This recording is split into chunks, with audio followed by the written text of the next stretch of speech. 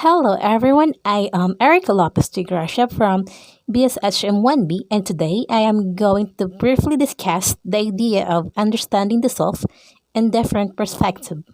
This course deals with the nature of identity as well as the factors and forces that affects the development and maintenance of personal identity.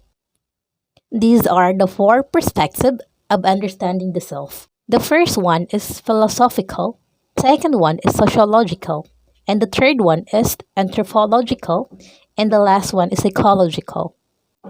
Before we started, the first thing is we should know the meaning of self. According to Oxford Dictionary, self is described as a person's essential being that distinguishes them from others. In general, through this various perspective, you will be given an opportunity to look into the self in different views and standpoints. Philosophical self. Philosophy came from the two Greek words philos and sophia, which means love and wisdom, and literally means love of wisdom. Philosophy is a wide range of knowledge that emphasizes the use of your intellect and wisdom in understanding various philosophical principles related to self. There are several philosophers who expressed their ideas about the perception of the self in different period of time. First, we're going to tackle about the ancient philosophers. The first one is Socrates. Socrates is known as the father of philosophy. He believed in the idea of queries and questions, nosete ipsum, or knowing thyself, and also asking questions, also called as the Socratic method. Socrates once said, "An examined life is not worth living, so every one of us must live accordingly." In addition, one of the ideas of Socrates is that all that I know is that I know nothing. So we should know more about ourselves. You have to learn things by asking questions, by knowing more about yourself. Next is Aristocles, or most known as Plato. He is a student of Socrates. Taking off from his teacher's ideologist, Plato supported the idea of dualistic perspective of the body and soul. The idea of dualism recognizes that the body is different from the soul, wherein soul needs intellectual nourishment. Plato added three components of the soul: the rational soul, spirited soul, and appetitive soul, wherein rational soul is the reasoning and intellect, while spirited soul is the emotions, and the last one is the appetitive soul, which desires and pleasure. The last one is Aristotle. Aristotle describes self through monism. Monism is a philosophical doctrine which attributes oneness or singleness to a concept such as the body and the soul is being one. He also believed the idea of virtue and moderation. We are now going to tackle the medieval philosophers who expressed their ideas in understanding the self. Medieval or the Middle Ages is the time of God's existence, religion, and Christianity. The first one is St. Augustine, where he used Plato's idea as preference and the idea of transcendence. St. Augustine used philosophy to describe the fate or the fulfillment of the person's life once he or she die. St. Augustine of Hippo believed that the man in this world is imperfect and that he or she can find his or her perfection through being with divine. He also believed that the soul will transcend after death. The second one is Saint Thomas Aquinas. He adopted Aristotle's concept of hylomorphism. He believed that a person's being is not complete without its essence, and your existence has to attribute your essence. Going forward, to the last era, which is modern philosophy, or the importance of existence and what is true. The first modern philosophy is René Descartes. He is the father of modern philosophy and also a rationalist, or the capability of the mind to rationalize. René Descartes once said, Cognito ergo sum, which means I think therefore I exist, which implies that the only thing that can't be doubted is the self, or the existence of the self. He once said, everything that you doubt could be false except the self. In addition, our existence are based on our capability to think and rationalize, so we should use intellect to understand everything. The next one is David Hume. David Hume is an empiricist, or the make use of our experiences as our way to learn. He believed the self is nothing else but a bundle of impressions. The third one is Immanuel Kant. He believed in the idea of transcendental idealism. He also believed that the self is the apparatuses of the mind, or an aspect that organizes the experiences and our impressions in the world. He also believed the idea of relationship of the mind and impression. Next is Gilbert Ryle. He believed the idea of the mind is intuitive, wherein self does not have to be defined accordingly, but it is a definition of term used to describe overall experiences and behavior. Lastly is Merleau-Ponty. He believes that experiences is embodied of the self, or our experiences, thus the embodiment of ourself. The second perspective is the sociological self. Sociology refers to the study of the society, its structure, functions, development, and its process. Through this perspective, you will be able looking in the concept of the self as a member of the society affects self-development. There are primary social institutions in a society. The first one is family. Second is education. Third is economic. Fourth is religion. And the last one is state. Family. It is the basic unit of the society. This is the first institution that you get involved in, wherein we learn some basic values and principles that we learn in our family. Second one is education. This is where you see a wider aspect of interaction, where you learn to categorize the individuals around you according to the rules and the level of the quality of interaction that you establish with them. The third one is economy. It is a sector and social institution who supplies sustainability in a community. You should also understand that your purchasing power is dependent to your social status. Religion. It supports the primary belief system that we learn and the values within the family. The last one is the state. It is represented by the government. It is also the larger community of diverse beliefs and principles, but is governed by a single institution. The next things that we discussed is about the ecological system theory, which focuses on the quality and context of the child environment as regards to his or her relationship.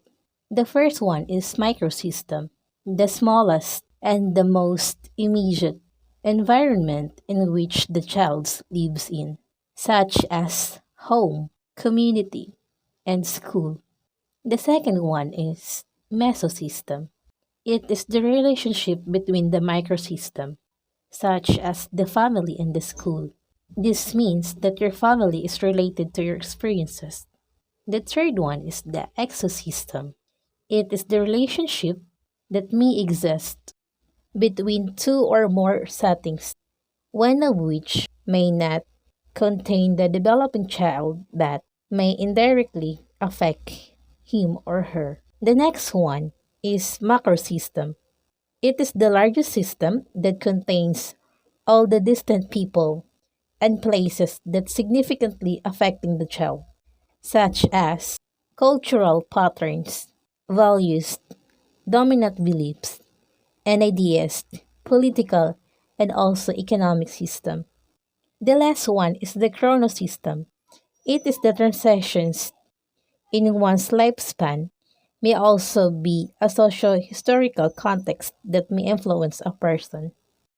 Charles Horton Coley described the idea to emphasize the rule of the society, to how man perceives him or herself.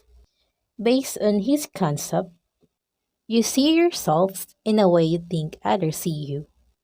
You believe that you are who you think you are, based on others person's view of you. He created a theory about or known as the looking glass self or the mirror self in year 1902. Looking glass self describes the process wherein individuals base their sense of self in how they believe others view them. Also, using social interactions as a type of mirror, people use the judgments they receive from others to measure their own worth, values, and behavior. And also, in this way, society and individuals are not separate, but rather two complementary aspects of the same phenomenon. There are three concepts that could help you to understand the looking glass self. The first concept, imagination of our appearance to the other persons, in which it describes our reflection of how we think we appear to others. The second one is imaginations of the person's judgment to the appearance. And the last one is some sort of feelings, where we develop feelings on our own, which responds to these perceived judgments. The third perspective is all about the anthropological self. Anthropology is the study of man's history, development, and the society, which includes the concept of how man thrives in a society and its historical track and evolution. You will look into the self through the concept of a man as an existing being, a proponent of culture, journey, and developing being. Anthropology is the science of humanity, or the study of what makes us human. The self is described in the anthropological perspective through the context of how the culture, history, and other aspects that make us human beings create an idea of developing the self. Culture, defined as the complex of whole which includes knowledge, belief, art, law, morals, customs, and other capabilities and habits acquired by a man as a member of society. It is according to Edward Taylor. Also, culture is the complex of the whole that consists of all the ways we think and everything we have as a member of society, according by Robert Verstead. Culture and the self. Culture is dynamic and it is changed through times as people within the society adopt various cultural patterns from different places and societies. There is always the possibility of incorporating a particular culture to the others, or also called acculturation. With this idea, we can say that it is always adapted by people and that it could always evolve or followed conservatively. Enculturations means come in a process by which a person adapts behavior patterns of the culture he lives in. The second one is acculturations, occurs when a group comes into contact with another. The third one is assimilation. Assimilation occurs when individuals do not wish to maintain their cultural identity and seek daily interaction with the dominant culture. And the last one is integration. Integration occurs when there is both an interest to maintain the culture of a region while being open to interactions with the dominant cultural group. Culture and personality approach. Ruth Benedict. Ruth Benedict is one of the anthropologists who emphasize on the idea of culture as a relevant factor that developed the personality. She also believed that culture was the product of human choices rather than cultural determinism.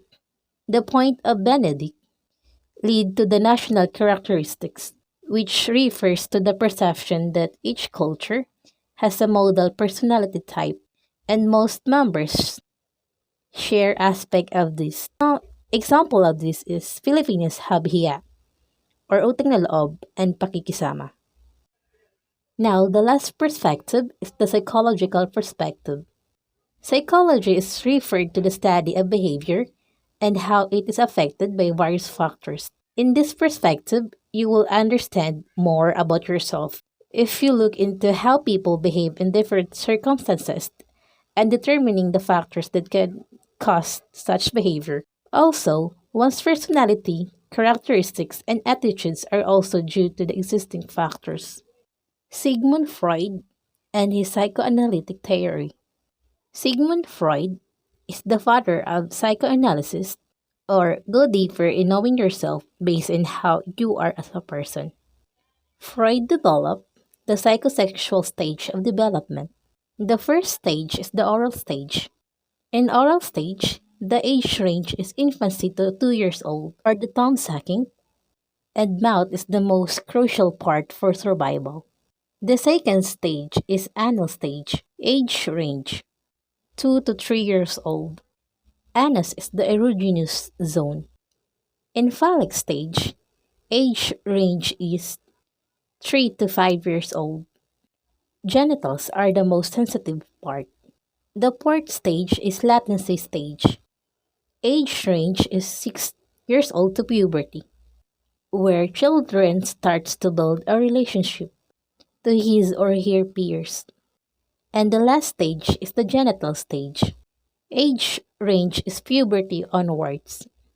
It is the revival of sexual interest. Freud's theory that there were three levels of consciousness that he expressed through the analogy of the iceberg, where in the tip of the iceberg is above the water, is called the conscious mind, or all the things that we are aware of. The subconscious mind, which is located beneath the water, represents the aspect of that we can recover on our mind or recall or efforts to recall. The final part of the iceberg is the unconscious, where it is the piece of ice placed deep seated in the water. It is where the repressed of the memories lies afar from knowingness, structures of personality, where id is the pleasure principle, where it provides pleasure of the self. And the second one is the ego, or the reality principle, where it tries to balance the urge of the id and the judgment of the superego. And the last one is the superego, or the morality principle, where it know what is right or wrong. Now let's tackle the Freud's idea of defense mechanism. Whenever you suddenly sense of unpleasant feelings like anxiety, the defense mechanism will unconsciously protect yourself from the arising danger that you feel. So let's discuss the different defense mechanism that Freud proposed. The first one is denial, or which means directly denying the situation, feelings, and circumstances that can cause anxiety. The second one is repression, which means it operates by forcing all threatening feelings into unconscious. The third one is reaction formations, which means the repressed impulse becomes unconscious by adopting a disguise which is directly opposite to its origin form. The fourth one is projections, which means The attribution of the unwanted or unacceptable impulse provoking too much anxiety to an external object. And the fifth one is displacement, which means an acceptable urge that redirect into a variety of objects or people. Often those are considered as inferior to us. Sixth is regression, which means a revision to an earlier stage of level of development as a result of stress or anxiety. Seventh is rationalization, which means an explanation we conceive as to why we should or not should feel a particular way or take credit for our behavior. It is a way to tell ourselves or to make ourselves better about something. Eight is identification, which means trying to become someone else to deal with one's anxiety. Second to the last is compensation or substitution, which means trying to make up for someone areas in which a lack is perceived in some areas and becoming superior in that area. And the last one is sublimation, which means turning social unacceptable urges into socially acceptable behavior. William James is an American psychologist and also proposed the theory of the self. According to William James, there are two components of the self, the I self and the me self. I self is a component of the self that depicts what a person thinks and knows about himself or herself, while the me self is a component of the self that is broken down into three components. First is the material self, second is the social self, and lastly is the spiritual self. The material self is an identity of an individual or the material attachments that you are known for. It can be objects, places, or even people that reflects your personality. The second one is social self. It is dynamic and depends on your role in the current situation. For instance, you are kind of a shy type person in the public places, but you are talkative, the jolly type of person in your circle of friends. The last component is the spiritual self. It is static and founded on one's moral, values, and belief system. Carl Jung, he believed that the person past and childhood experiences determine future behavior and we are shaped by our aspirations too. He presented his Jungian model of the psyche. The first one is ego, which means or it represents the conscious mind as it comprises the thoughts, memories, and emotions a person aware of. The second one is personal unconscious, which, according to Jung, that anything that is not presently conscious but can be put to consciousness. It includes both memories that are easily recalled and those that have been repressed for some reason. The third one is collective unconscious, which means the reservoir of our experiences as a species, a kind of knowledge we are all born with. Jung also elaborated it by representing the four Jungian archetypes, which refers to any universal idea, symbol, images, patterns of behavior that human inherited unconsciously. The first major archetypes is persona, which means the identity or the personality of that one takes. It also considered as the mask that we wear as we face the society. The second one is anima or animus, which means the animal is the female characteristics that are represented among the males, and the animus is the presence of males characteristics among female. And the third one is the shadow, which means the source of both creative and destructive energies. The fourth one and the last one, Jungian archetypes, is the self, which means the ultimate aim of every individual is to achieve the state of selfhood.